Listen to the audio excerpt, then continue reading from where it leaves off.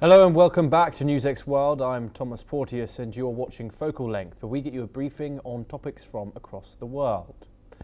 The war in Ukraine has not only redrawn Europe's security landscape, it has also complicated China's relationship with the Western world. As Beijing maintains close ties with Moscow, the European Union is reassessing China as both an economic partner and a strategic challenge. At the same time, differences within the EU and India's neutral stance on Ukraine are adding new layers to China's global diplomatic calculus. To discuss this, I'm joined by Dr. Benjamin Barton, head of the School of Politics and International Relations and Economics, and associate professor at the University of Nottingham in Malaysia. He is an expert on Chinese foreign and security policy, with a particular focus on China's relations with the European Union and its security engagement in Africa. Thank you very much for joining us, Dr. Barton. It's a pleasure to have you on the programme. My first question to you is, how has the war in Ukraine reshaped the strategic relationship between China and the European Union as China continues to build and pursue its relationship with Russia? So the European Union EU-China relationship has been on something of a downward curve over the past decade or so. I think going back to the first Trump administration in particular, and in that culminated in 2019 in the EU officially recognizing China in one of its policy papers as a strategic competitor, although still leaving room open for kind of general cooperation between the two sides. I think that what the EU has been factoring in terms of its relationship with China against the backdrop of the war in the Ukraine is the fact that China seems to be facilitating the war effort and not really trying hard enough to bring it to a successful end and a peaceful end, but instead allowing Russia through various means to carry on its warmongering activities. And as the war has gone on and progressed, I think that sense of frustration and kind of general conflict fatigue has also been taken into account into the general nature of EU-China relations, and has further, I think, eroded the very fragile bilateral trust between both parties, because China in this instance is seen more as a spoiler than as a party that can help bring a sustainable solution to the conflict. And moving on, to what extent has China's position on Ukraine affected the European perceptions of Beijing as an economic partner? And in what ways has the Ukraine conflict complicated China's long-term economic and political engagement with Europe? Sure. I mean, for the EU, China still remains a very important commercial partner. The volume of bilateral trade between the EU and China goes into the hundreds of billions of dollars. That's not going to change because of the conflict in the Ukraine. China is still the manufacturing hub of the world, and Europe and the EU remains one of the largest, consumer markets in the world, and therefore there's that complementarity which is still there, and on other sectors too, particularly looking at sustainability as a future market, both in China and in Europe. There's a drive towards that. So again, there are many areas when it comes to doing business where it's business as usual, effectively, despite the war. I do think that on the general issue of perception, if we're talking about elite perception of China in the EU, China, of course, is still very much seen as a key player internationally. And again, on many different issues, the EU seeks China's opinion. We see European leaders still traveling to China quite regularly, as we saw with President Macron, the French president, not long ago. So obviously, China's voice matters. But I think that just on the issue of the conflict in the Ukraine, as I mentioned earlier, I think there's a sense of frustration that China's not doing enough. It's not pulling in Europe's direction enough. And as a result, it's also helping to sustain the war effort. I think one important thing to mention here is the Chinese perspective, because of course, the EU would like China to do more along the EU's lines, but from the Chinese perspective, the outcome of the war is also very important. What happens to Russia in particular, what happens to President Putin, who has quite close relations with President Xi Jinping, is very important to China. It has, I think, the outcome of the war has direct implications for China. So that's why I think that there's frustration on the EU side, because there's this recognition that China is not gravitating closer to the EU because it's also protecting its own national interests in largely supporting the Russian war effort. And what leverage, if any, does the European Union realistically have in influencing China's stance on the Ukraine conflict? Well, I don't think there is any direct leverage that the EU can apply on China to get it to change its position or to change the attitudes of Chinese companies doing business with their Russian counterparts. And military to military exchanges, party to party exchanges. I don't think there's any bilateral instrument which the EU can really leverage to, even in terms of sanctions, to provoke a systemic change in China's approach to the war. However, I would say that there are indirect elements at play. First of all, if I go back to my second answer about the outcome of the war, the harder the EU pushes to and supports the Ukraine in an outcome of the war which is favorable to Ukraine and unfavorable to Russia, let's imagine. Therefore, that's an indirect means of leverage over China, because China, of course, is concerned about the outcome of the war and the outcome of the war for Russia in particular. I think the other aspect at play here is indirectly looking at the involvement of other players. So how the US in particular can influence negotiations, and whether the EU is aligned with the US on this matter or not, and the impact that has in terms of China's attempts to kind of further create a wedge in the Western, if we can still talk of a Western approach to the conflict. I think that's also another matter at hand in terms of what China's own interests in this particular conflict are, and the growing divide, it would seem, between the American position and the European position is, I think, one which is also of interest to China in the pursuit of its own national strategic interests. And how does China view India's position on Ukraine, and what implications does this have for China-India relations? Well, India has an interesting position on the conflict.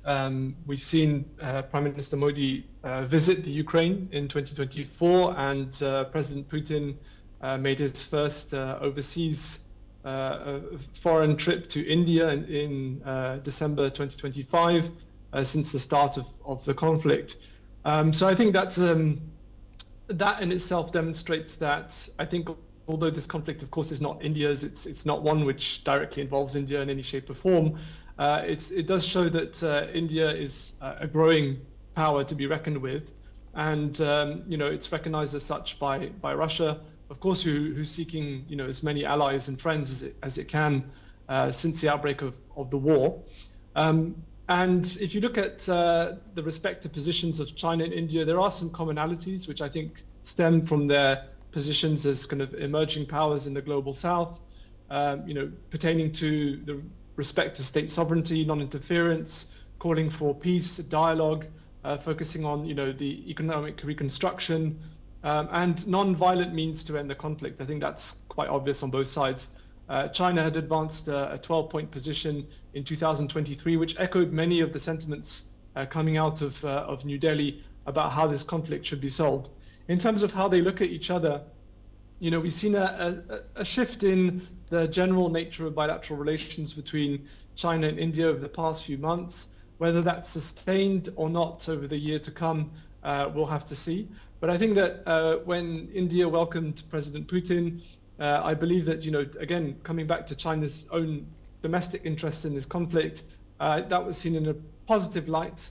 And therefore, I think that,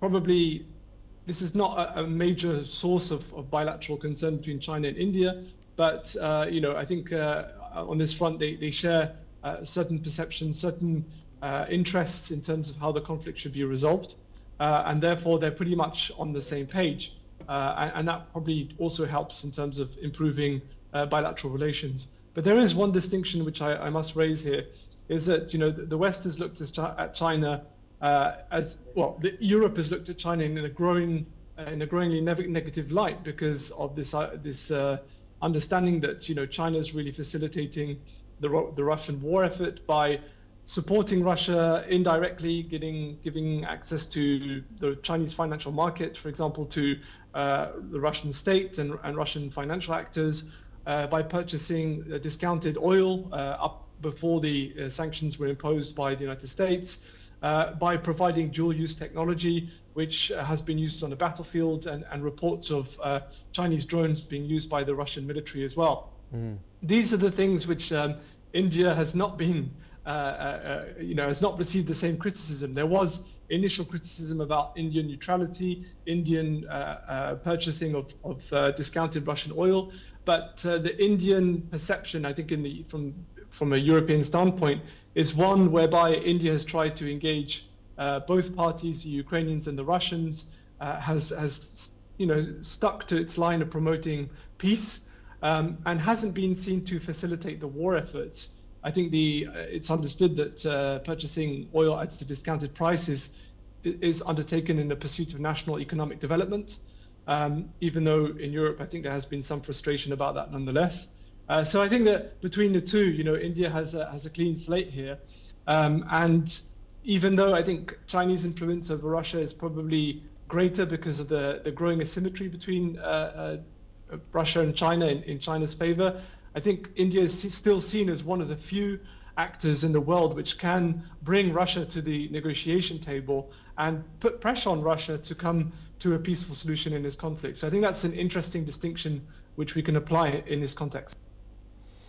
And how do China's bilateral relationships with individual EU member states differ from its approach to the EU as a collective actor?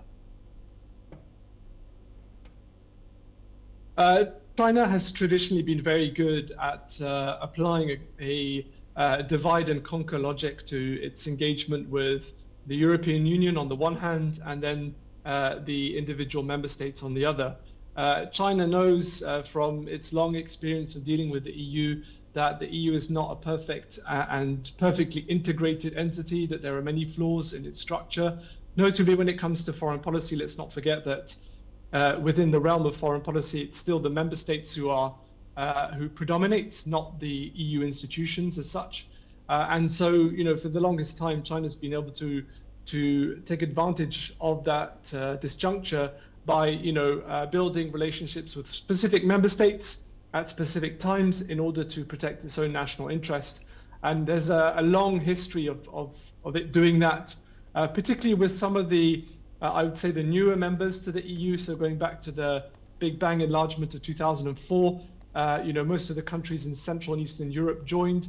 And I think it's with those countries in particular that China has been able to develop fairly close economic and diplomatic relations, which at times have really served it to avoid the EU developing too many common positions which would go against Chinese interests. And I think that it's the usual suspects, really, to be honest with you. It's Hungary, Slovakia, sometimes Poland, sometimes Slovenia. And then there have been others on and off, such as Italy, sometimes Portugal, sometimes Greece, who've also helped to do China's bidding one way or the other in the context of dealing with the EU. And whether that's helping to offset common EU positions on China's human rights record, undermining the EU's common position, let's say, on issues such as the South China Sea. So there's many ways and means for China to manipulate member states against the EU collective, notably through economic carrots, the promises of investment, or diplomatic support on the global stage. Sometimes has also helped to sow divisions between the EU, the member state capitals and Brussels. So it's an ongoing struggle for the EU in a way to unite in dealing with China across all issues, because of course sometimes the member states have their own opinions which diverge from that collective. So yeah, it's an ongoing struggle, I'd say, for the EU, and one which is not going to stop up until the point where the EU does have institutional power to negotiate on foreign policy matters as a whole. Now, looking ahead, do you see the Ukraine conflict pushing EU-China relations towards managed competition, strategic decoupling, or pragmatic engagement? I would say, yeah, well, from those options, there's probably a bit of everything, to be honest with you. So the longer this conflict goes on, the more the frustration will grow, I think, on the EU side towards China, unless there's a radical shift in China's position. But I would not expect that to happen for as long as China's ruled by Xi Jinping. I would expect the Chinese position to remain relatively steadfast in its support for Russia. So that can only lead to a growing sense of frustration, probably coupled by a growing sense of Ukrainian frustration, that the hope that the Ukrainians had pinned on China perhaps serving as an important third-party mediator not really coming to fruition. At the same time, it's difficult for the EU to simply slam the door shut on China, because going back to one of my earlier answers, China is of great importance to Europe commercially. And if we're talking about great power politics and the erratic foreign policy applied by the Trump administration, all this talk about the annexation possibly of Greenland, which of course is administered by Denmark, an EU member state, and the growing American unreliability in the conflict in the Ukraine, which has really wavered between pro-Ukrainian but also pro-Russian positions, and which deviated quite significantly from the Biden administration, also means that the EU can't really rule out engaging China completely, because of course if the Americans are going to remain erratic and maybe even undermine the European position, then Europe also needs to find other friends and foreign countries which it can engage in helping it to advance its own position in finding a peaceful solution to the situation in the Ukraine. Of course, there are many actors, and notably the Russian and Ukrainian positions, which are key and fundamental to this. But still, the EU might need to engage China more if, let's say, the Americans are unpredictable, withdraw from negotiations because for whatever reason. So I think that there has to be also an element of pragmatism at play, because as much as there is that frustration that China is supporting the Russian war effort, China, much like India, still remains one of the few actors in the world which I think can really apply pressure on Moscow and get Russia to do things which it still refuses to do otherwise. And by that, I mean, engage with the peace process in a more diligent fashion. So it's, I think, a mix of both. That there is an element of strategic competition, which is kind of gradually increasing, incrementally increasing between the EU and China, and the war effort in the Ukraine has contributed to that. But I think there's also the realpolitik understanding in Brussels and across EU member state capitals that China is still an important player here, even if it's only a third-party player, indirectly an important party. It still needs to be engaged with because it can apply leverage on its own, which might help to finally bring an end to this particular conflict. Thank you, Benjamin Barton, for joining us and sharing your insights on focal length. And with that, it is a wrap on this episode. For more international news and updates, stay tuned on NewsX World.